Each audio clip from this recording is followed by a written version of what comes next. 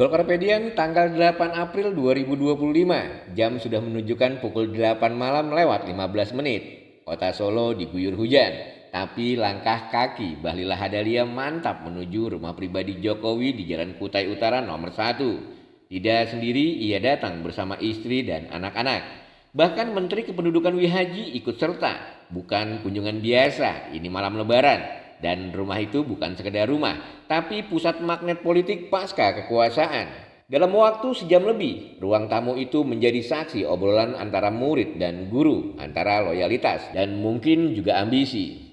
Ya, kangen sama bapak juga, sama ibu, kalimat sederhana dari Bahlil, tapi syarat makna. Karena Bahlil bukan orang asing bagi Jokowi. Ia adalah mantan Menteri Investasi yang dibesarkan dari lingkaran dalam Kabinet Indonesia Maju. Dan kini ia adalah Ketua Umum Partai Golkar, sebuah lompatan karir yang tidak terjadi begitu saja.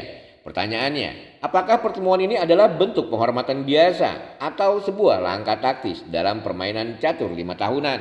Golkar partai tua dengan akar kekuasaan yang dalam, tapi juga partai yang terkenal fleksibel. Saat ini di bawah Bahlil, partai beringin itu sedang memoles citra baru, lebih muda, lebih merakyat, dan lebih dekat dengan narasi pembangunan ala Jokowi. Maka ketika Bahlil menyebut dirinya murid Presiden Jokowi, itu bukan hanya basa-basi. Itu adalah positioning, karena siapapun yang ingin melanjutkan pengaruh Jokowi harus bisa meyakinkan publik bahwa ia adalah penerusnya. Bukan sekedar penerima tongkat, tapi pewaris visi. Menariknya ini bukan pertemuan pertama yang mengundang tafsir politik. Sebelumnya saat Bahlil mudik ke kampung istri di Sragen, dia sudah berencana menyambangi Jokowi. Tapi Jokowi sedang di Bali berkumpul dengan keluarga. Artinya momen ini dirancang. Ini bukan momen kebetulan, ini adalah momen simbolik dan dalam politik, simbol lebih kuat dari pidato. Maka ketika akhirnya pertemuan itu terjadi, ditemani hujan malam, semuanya terasa seperti adegan dalam skenario yang matang. Lalu apa yang dibicarakan? Sayangnya Bahlil memilih irit bicara. Hanya menyebut soal perbincangan ringan, makan bersama dan nostalgia kabinet. Tapi justru di situ letak pesonanya.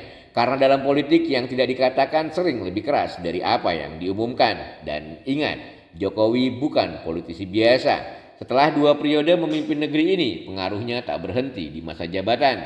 Ia kini menjadi kingmaker penentu arah. Dan siapapun yang ingin naik panggung 2029 perlu restu atau setidaknya kedekatan simbolik dengannya. Kita juga tidak bisa mengabaikan satu nama yang ikut dalam silaturahmi ini, Wihaji, Menteri Kependudukan yang mungkin bukan nama populer.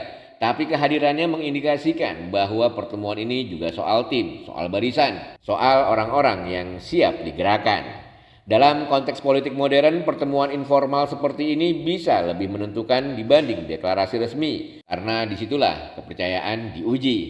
Golkarpedian pertanyaannya sekarang, apakah Bahlil sedang mengamankan jalur menuju 2029? Apakah Golkar akan kembali ke panggung utama lewat wajah baru yang tetap beraroma Jokowi? Atau justru ini adalah langkah Jokowi untuk menyiapkan multi option, lebih dari satu sosok, lebih dari satu jalur, agar warisannya tetap hidup tanpa bergantung pada satu figur saja.